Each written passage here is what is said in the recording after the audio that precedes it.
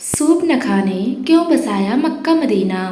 दोस्तों, अगर आपने रामायण देखी या पढ़ी होगी तो आप रावण की बहन सूर्पनखा के बारे में तो जरूर ही जानते होंगे।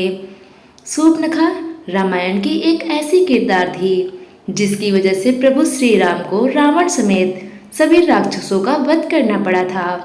लेकिन दोस्तों, सभी राक्षसों का अंत होने के बावजूद भी सूर्पनखा बची हुई थी। हालांकि रावण की मौत के बाद सूर्पनखा का क्या हुआ था, इस बात का कोई खास जिक्र रामायण में तो देखने को नहीं मिलता है। फिर भी कई इतिहासकारों का ये दावा है कि सूर्पनखा अपने भाई रावण की मौत के बाद इस्लाम धर्म की उत्पत्ति की और मक्का मदीना को बसाने वाली भी सूर्पनखा ही है। कई इतिहासकारों के मुताबिक तो ये भी बताया जाता है कि आज इस दुनिया में मौजूद सभी मुसलमान सूर्पनखा के ही वंशज हैं।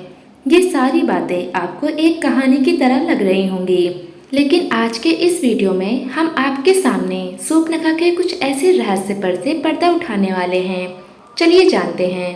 दोस्तों, रामायण के अनुसार हमें ये बताया जाता है कि जब रावण ने माता सीता का अपहरण किया था तो भगवान श्री राम ने माता सीता को आजाद कराने के लिए रावण समेत उसके पूरे वंश का नाश कर दिया था। लेकिन इन सभी राक्षसों में से रावण का छोटा भाई विभीषण हमेशा धर्म के रास्ते पर ही चलता था और विभीषण ने इसी तरह धर्म का साथ देते हुए अपने भाई रावण के बजाय प्रभु श्री राम की सेना को चुना। इसके बाद जब प्रभु श्री राम ने रावण का वध करके माता सीता को आजाद कराया था तो उन्होंने लंका का सारा राजपाट और जिम्मेदारियां विभीषण को सौंप दी थी। लेकिन उसके बाद सूर्पनखा कहाँ गई, आखिर इसका क्या हुआ था, इस बात का जिक्र हमें रामायण के किसी भी पन्ने पर नहीं मिलता है। दरअसल दोस्तों, जब सूर्पनखा भगवान श्री राम से आकर्षित होकर उनसे विवाह करने का प्रस्ताव लेकर आती है तो भगवान श्री राम सूर्पनखा से विवाह करने के लिए उसे साफ साफ मना कर देते हैं, क्योंकि भगवान राम पहले ही माता सीता से विवाह कर चुके थे। उसके बाद भगवान राम अपने छोटे भाई लक्ष्मण जी की तरफ इशारा करते हुए सूर्पनखा से कहते हैं कि अगर आप चाहें तो मेरे छोटे भाई लक्ष्मण से विवाह करने के लिए पूछ सकती हैं। और फिर जब सूर्पनखा लक्ष्मण जी के पास विवाह का प्रस्ताव लेकर जाती हैं तो लक्ष्मण जी भी सूर्पनखा के इस प्रस्ताव को ठुकरा देते हैं। उसके बाद सूर्पनखा भगवान श्री राम के पास जाकर माता सीता को बुरा भला कहने लगती हैं और भगवान राम को ये धमकी भी देती हैं कि अगर उन्होंने सूर्पनखा से विवाह नहीं किया तो वो माता सीता को मार देंगी। इसके बाद जैसे ही सूर्पनखा माता सीता को मारने के लिए आगे बढ़ती हैं तभी लक्ष्मण जी माता सीता का बचाव करते हुए सूर्पनखा की नाक काट देते हैं। इसके बाद सूर्पनखा जब अपनी कटी हुई नाक लेकर भाई रावण के पास जाती है और उसे सारी बात बताती है तो रावण अपनी बहन के अपमान को सुनकर बेहद क्रोधित हो जाता है और माता सीता का अपहरण कर लेता है। और फिर भगवान राम रावण को मृत्युदंड की सजा देते हैं। लेकिन दोस्तों, हमेशा से ही लोगों के जहन में ये सवाल बना हुआ है कि उसके बाद सूर्पनखा का क्या हुआ। कई इतिहासकार द्वारा सूर्पनखा खुद को दुनिया की सबसे सुंदर स्त्री मानती थी और जब लक्ष्मण जी ने माता सीता को बचाने के लिए उसकी नाक काट दी थी तो वो अपने चेहरे को देखकर बहुत ही शर्म महसूस करती थी और नाक कटने के बाद वो हमेशा अपने चेहरे को एक काले कपड़े से छुपाकर रखती थी। सूर्पनखा को जब ये पता चला कि उसके सारे भाई प्रभु श्री राम के हाथों मारे जा चुके हैं तो उसने दैत्य गुरु शुक्राचार्य के पास जाने का फैसला किया था और वो वहां जाकर उन्हीं के आश्रम में रहने लगी थी। सूर्पनखा और शुक्राचार्य दोनों ही राक्षसों के वंश को आगे बढ़ाना चाहते थे, जिसके लिए शुक्राचार्य ने भगवान शिव की कठोर तपस्या की। शुक्राचार्य की तपस्या से प्रसन्न होकर भगवान शिव ने उन्हें असुरों के अमर होने के बजाय वरदान के रूप में एक शिवलिंग दिया और ये भी बताया कि जिस दिन कोई वैष्णव यानी भगवान विष्णु का अवतार या फिर कोई ऐसा भक्त जो भगवान विष्णु को सच्चे दिल से मानता हो, अगर उसने शिवलिंग पर गंगा जल छिड़क दिया तो उसी समय इस दुनिया से संपूर्ण राक्षस जाति का विनाश हो जाएगा। उसके बाद दैत्य गुरु शुक्राचार्य ने भगवान शिव के द्वारा दिए गए शिवलिंग को वैष्णव यानी हिंदुओं से दूर रखकर एक रेगिस्तान में स्थापित कर दिया, क्योंकि हिंदू धर्म का हर शख्स भगवान विष्णु को जरूर मानता है और अगर ऐसे में कोई हिंदू उस शिवलिंग पर गंगा जल छिड़क देता तो दुनिया से संपूर्ण राक्षस जाति का अंत हो जाता। इसलिए शुक्राचार्य ने शिवलिंग को दूर ले जाकर एक रेगिस्तान में इसकी स्थापना कर दी। और दोस्तों, रेगिस्तान में जिस जगह यह शिवलिंग स्थापित किया गया था उस जगह को आज हम सब मक्का मदीना के नाम से जानते हैं।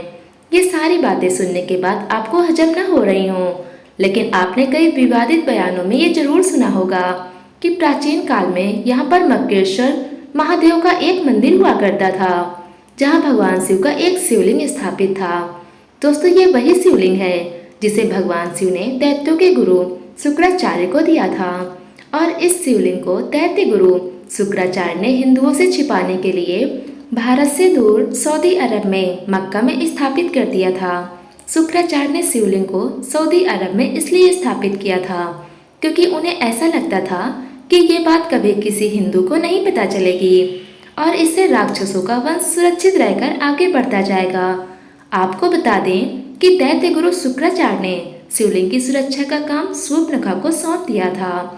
उस समय शूर्पणखा हमेशा ही अपने चेहरे को कपड़े से ढककर रखती थी और फिर शूर्पणखा ने अपने वंश को आगे बढ़ाने के लिए कई बच्चों को जन्म दिया, जिसके बाद वही बच्चे शूर्पणखा की परंपरा को निभाते आ रहे हैं।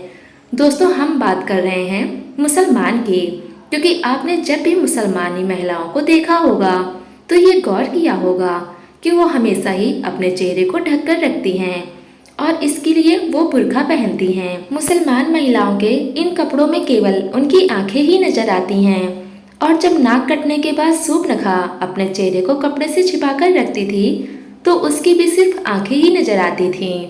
मक्का मदीना के मक्केश्वर महादेव का जो शिवलिंग स्थापित किया गया था उसकी सुरक्षा के लिए शूर्पणखा ने वहीं पर रहना शुरू कर दिया था और मक्का मदीना आज दुनिया की एक ऐसी जगह बन चुकी है जहां पर हिंदुओं को जाना साफ तौर पर मना है।